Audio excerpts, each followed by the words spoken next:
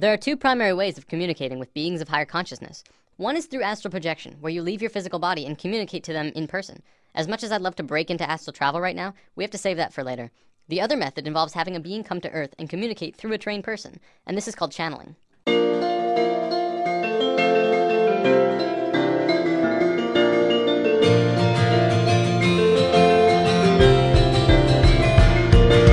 Channeling is a natural form of communication between humans and beings of higher consciousness, included but not limited to angelic beings, spirits of nature, non-physical entities, or even animals and pets.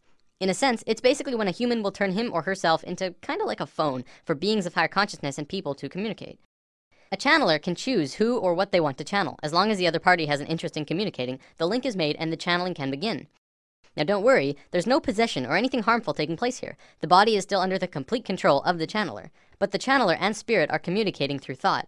Messages are communicated on levels of emotion and thought rather than spoken word. The channeler will then decipher what the spirit tells him into human language.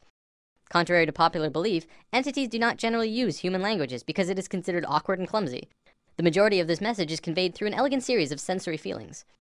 Let's talk about animal communication, because this is a form of channeling that you yourself can do. Channeling pets is one of the easiest forms of this art. Pets, of course, do not use human language, but they have a strong desire to communicate with humans. A small disclaimer, if you're planning on trying this, it's also helpful to charge your third eye chakra, as we talked about in lesson 2. It will assist with your mental connection to them. You'll want to practice on a family pet before taking a leap to anything else. A cat or dog who is familiar with you is the best choice to begin. Cats are a tad more difficult because they tend to pick and choose what they want to listen to. A family dog can be easier as they are pack animals and will be more apt to tune in to the leader of the pack, which is you. So let's go over some of the basic steps to do this. Start by taking your dog into a quiet room. Sit on the floor next to him, or if he's allowed on the couch or bed, have him sit next to you. Pet him in his favorite spot until he's settled in. Then start talking quietly to him in a loving tone.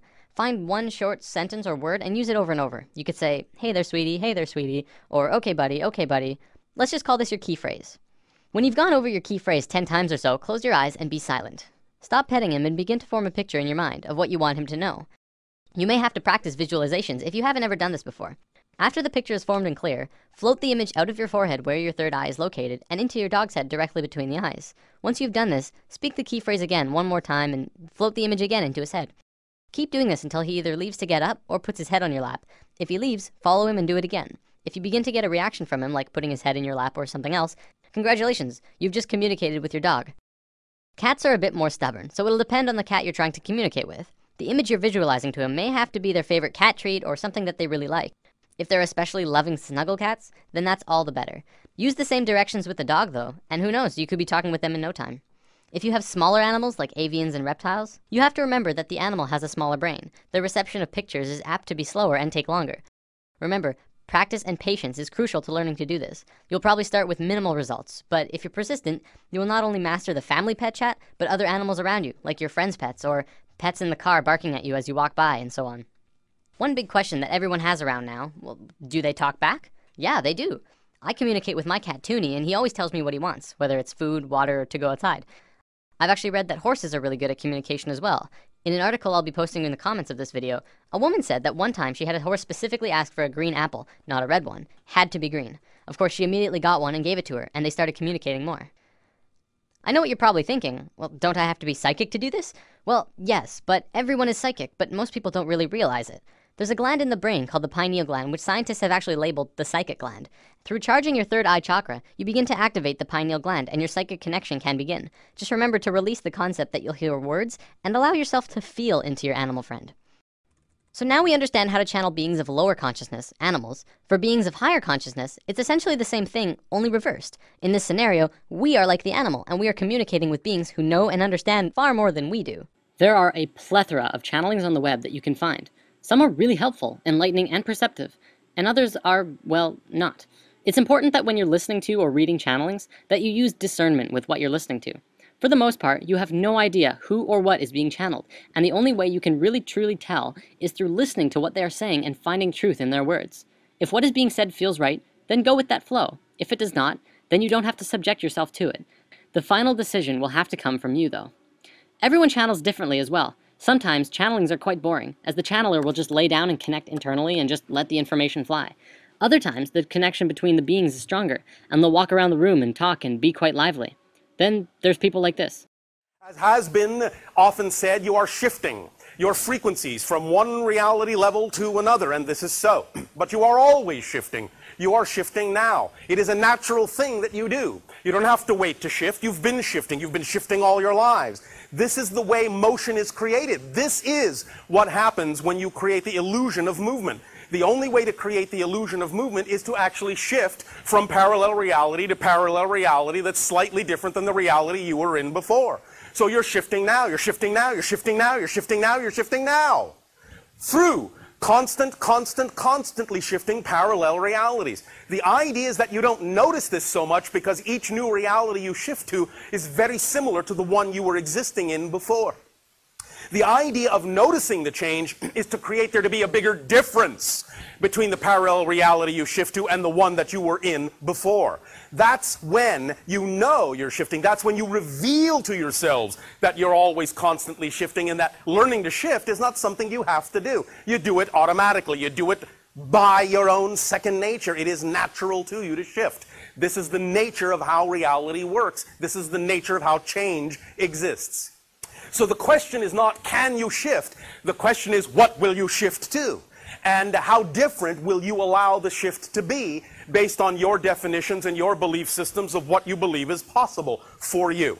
And this is why it is of paramount importance, as has been said this day, for you to really focus on the idea of the frequency, the vibrational frequency, the state of being that you prefer your reality to be, and thus then understand, based on what we have just said, about shifting to parallel Earth realities, that when you change the vibration of your being, it's not that you change the world.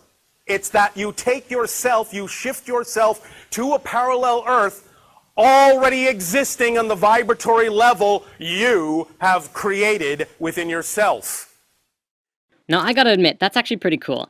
And regardless of the excitement in the way he channels, the information is usually really good. For those who are trying to channel entities on your own, I ask that you use caution when proceeding forward, but also have fun. There is a possibility that you encounter a negative entity who may try and trick you or steer you off course. For the most part, even the bad entities will act as good ones, because humans generally fall for it. I don't want to scare anyone away from this, though. The universe is full of amazing, positive beings of light who are here to help us in our time of need. If you connect with a being that just fills you up with love and light inside, then feel free to establish a conscious connection and communicate with this being. Sirians and Pleiadians especially are known for being very loving and helpful. Sirians come from Sirius, the brightest star in the sky. The Pleiadians come from the Pleiades, which is a cluster of stars through the constellation of Taurus. To learn more about this, I recommend reading the book Bringers of the Dawn, or listening to the audiobook, which is available on YouTube. A lot of the information in spirit science does actually come from channeling. A man named Drunvalo Melchizedek was visited by a being named Thoth, roughly 30 years ago, and worked with him personally for many years. We're going to be learning a lot about Thoth, who was the priest king of Atlantis for a very long time. He wrote about all of his experiences in the Emerald Tablets, which are ancient, unbreakable tablets which we discuss in Lesson 12. The whole Atlantis story came from him. I highly recommend, for those who are interested in learning more, check out The Ancient Secret of the Flower of Life, the first book Drunvalo published about his experiences with Thoth, as well as 25 years of scientific research that works harmonically with what Thoth taught him. There's actually a being channeled named Cryon of Magnetic Service. He talks a lot about worldly events and what's going on a global scale. What's interesting is that Cryon has been invited to the United Nations 7 times over the last 13 years. If the UN listens to channeling, maybe it deserves a little more credibility than we realize. On my YouTube, I'm going to be posting small snippets from various channels, but most of them from Crimson Circle. Crimson Circle started out in 1999 when a being named Tobias started communicating with Jeffrey Hope. There's actually a really cool story here. I can't go over all of the details, but Tobias was actually written about in the Bible, in the book of Tobit. This particular book was removed by the church in 1546 during the Council of Trent. Tobias was written as one of the main characters in that book, and Jeffrey and him began communicating more. In 1999, Crimson Circle was formed, a group dedicated to communicating with Tobias and other spirits. Up until recently, it was mostly Tobias who was channeled by the Crimson Council. Tobias then said that he wanted to return to Earth and live another lifetime because he missed physical reality, and said his goodbyes. Today, Adamus St. Germain is channeled instead, and he's very lively. A little insight on Adamus: he is what you would call an Ascended Master. An Ascended Master is someone who underwent a process of spiritual transformation and moved into higher states of being beyond physical life. This will make way more sense in future lessons. Okay, I want to wrap up by going over a short list of definitions. During the channelings, you may hear some words that you're not familiar with. Amyo is absolute and pure trust in the self, the realization of the I Am. Makyo are kind of like lies that you tell yourself, that take you away from the I am, like I'm not good enough or I can't do it yet. Kind of like the opposite of Amyo. Ascension is the process of going from one lifetime to the next while staying in the same physical body. Kaldra, you may hear this one a lot actually. Kaldra is the nickname that Tobias gave to Jeffrey. So if you ever hear Jeffrey say during a channeling, Kaldra doesn't want me to say this, but I will anyways, that's Adamus speaking through Jeffrey about Jeffrey, whose nickname is Kaldra. Is that confusing? Shambra is the name that Adamus uses for the group of humans going through the awakening process. If you're watching the videos, you too are a Shambra. Shoud is a channeling, essentially. What you'll be watching are shouds, gatherings for communication with Adamus and other beings. But yes, my dear Kata, love, it's an amazing thing. It's an amazing thing. You get so caught in it, so hurt by it, so deep into it. But for the most part, very, very few humans know what it's like to love themselves. They tolerate themselves. They have an awkward relationship with themselves. And they're still looking for love and still creating love with other people. But you know what's going to happen in this planet? I'm digressing, but I love to digress. What's going to happen on this planet is this planet has created love, shared love, and been in love. What happens next on this planet that's never been done anywhere else in all of creation is for the very beings who came here to start loving themselves. It's the next frontier. It's the next evolution. It's the next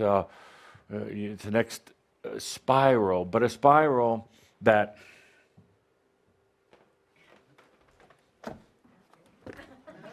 Oh my, no markers? Oh. Not that I'm so demanding. Run, A Forrest, simple run. cup of coffee, a marker is all I need to keep me happy.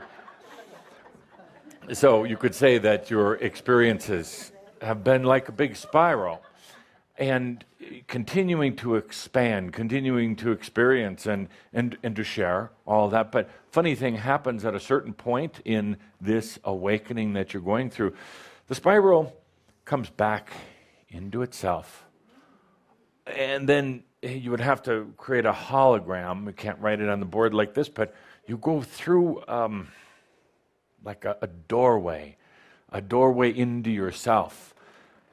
And you're never going to be alone in there because you found yourself, but you have an intimate understanding of everything and everyone else when you fall in love with yourself. Well, that wraps this one up. Happy channeling. Nothing like the sun to keep you from stumbling in the dark. Fall down once or twice, you figure out where you gotta start. All the scars have filled my heart with pain.